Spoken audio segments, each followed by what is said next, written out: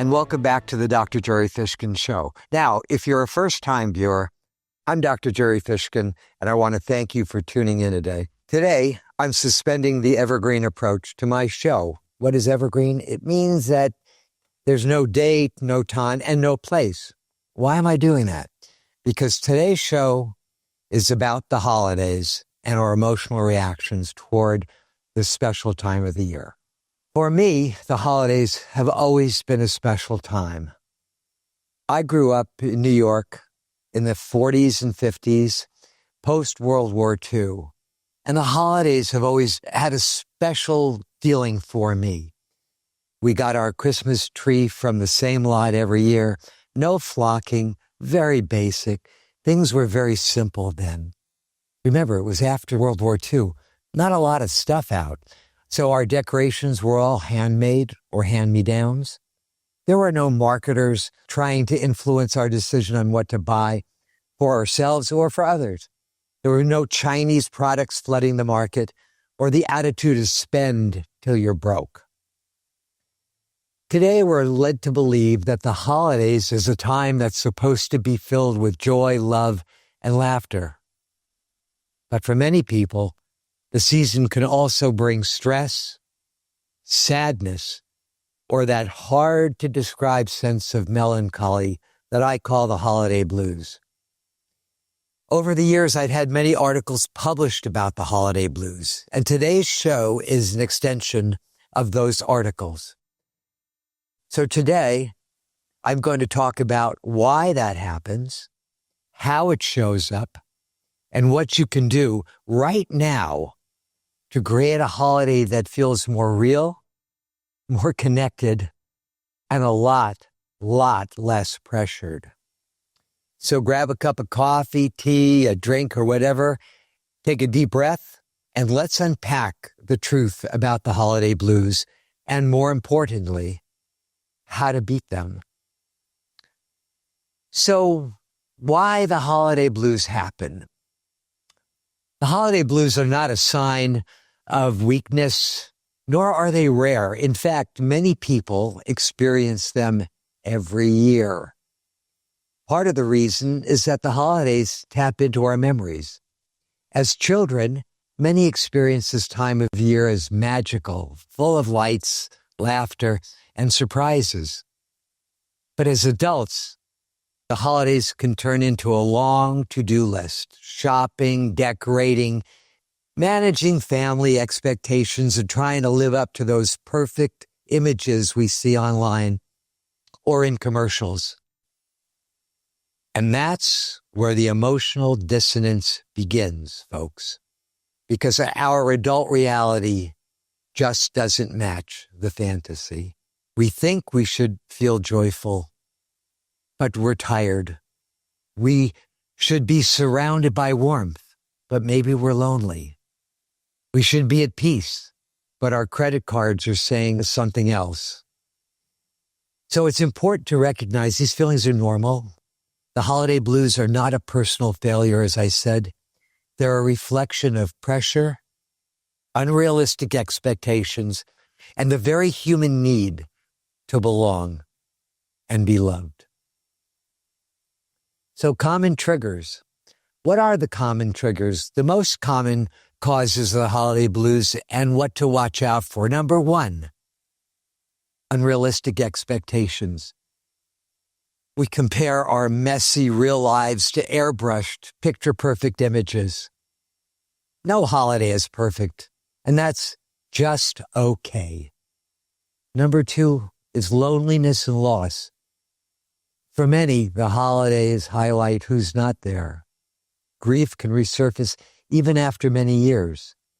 The empty chair at the table can feel louder than the music. A year and a half ago, I lost my best friend of over 50 years. I know what that emptiness feels like, so I've attached myself even closer to his family as a way of healing, all of us healing. Number three, financial stress. Gift giving shouldn't come at the cost of your peace of mind. What's more important? Thoughtful, heartfelt gifts are more meaningful than expensive ones. Number 4, family dynamics. Give yourself permission to set boundaries, take breaks, and avoid getting pulled into old emotional patterns. Really important to set your boundaries, because if you don't, others will set them for you, and you don't want that. Number 5, overindulgence. Oh, this is just a huge one, and this is what I deal with almost daily at my clinical practice. Holiday parties and comfort food are part of the fun, but moderation really does matter. Overdoing alcohol, drugs, sugar, or late nights can make your mood and your sleep crash later. So, how do we reclaim the season, and what can you do? Well, now this is the good part. How to turn things around. Number 1, set realistic expectations, not boundaries now. Set realistic expectations. Lower the bar the best possible way you can. The goal is not perfection. It's presence. Not presents like gifts, but being present. And by the way, in reality, nothing's perfect. I talk about this all the time. In life, things are perfectly imperfect or imperfectly perfect, but nothing is perfect, and that's just good enough. Number 2, give. Don't just get. Giving boosts our happiness. How do we know that? Well, giving triggers the release of dopamine, the endorphin that makes us happy. Try volunteering, donating a few items, or surprising a friend with a kind note. I've found that by extending ourselves compassionately, we allow ourselves to not only heal, but to find a singular meaning and purpose to experience each day, possibly in a new way. Number 3, acknowledge your feelings. Don't just have to fake cheer. You don't have to fake cheer. Allow yourselves to feel sadness or fatigue. That's real. Feelings are like visitors. They move through us when we let them in. So don't worry about being stuck in a feeling. Feel it and let it pass by. Number 4, protect your boundaries. Say no to obligations that drain you, or say no to people that drain you, and say yes to those that refill your tank.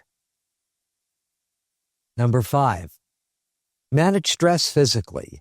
Move your body, get sunlight, and breathe deeply. If you live in a state or an area that is cold and dark, it's really important to be careful of what we call seasonal affective disorder, or SAD. SAD includes depression and often a high incidence of alcohol and drug use. Try to get some light, artificial light, whatever you can, to help change that dynamic.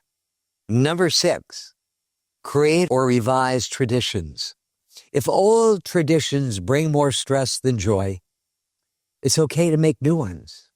A little novelty during the holidays doesn't hurt at all. Finally, number 7, practice mindfulness and gratitude.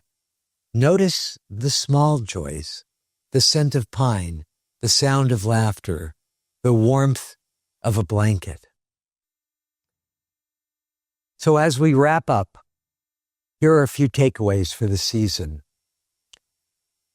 Number 1, you don't owe anyone a perfect holiday. Number 2, less pressure equals more peace. Number 3, gratitude grows joy. Number 4, connection is the true gift. Number 5, self-care is not selfish. It's what we call survival. So if the holiday blues still feel heavy, that's okay. There's no shame in reaching out for professional support. Sometimes talking it out helps you rediscover your emotional footing. When patients come into therapy during this time of the year complaining about the holidays, Their childhood history often reveals trauma, abandonment, financial problems, neglect, and toxic family dynamics, which are exacerbated at the holidays. So it's no wonder that traumatized children as adults experience no wonderment. So this season, let's redefine what makes the holidays meaningful. It's not the decorations or the parties. It's the laughter and the genuine moments of connection. If this message resonated with you, please share it with someone who might need to hear it. And if you enjoyed today's episode, don't forget to like, subscribe, and share it with your family, friends, or anyone you know at my YouTube channel. I'd love to hear your stories. I'm Dr. Gerry Fishkin, thanking you for joining me on today's episode of the Dr. Gerry Fishkin Show. You can email me at drjerry@drjerryfishkin.com. All of this we're putting on the screen. So until next time, stay grounded, stay grateful, and keep your heart open. Spread some joy where you can. And remember, the holiday spirit isn't something we find. It's something we create.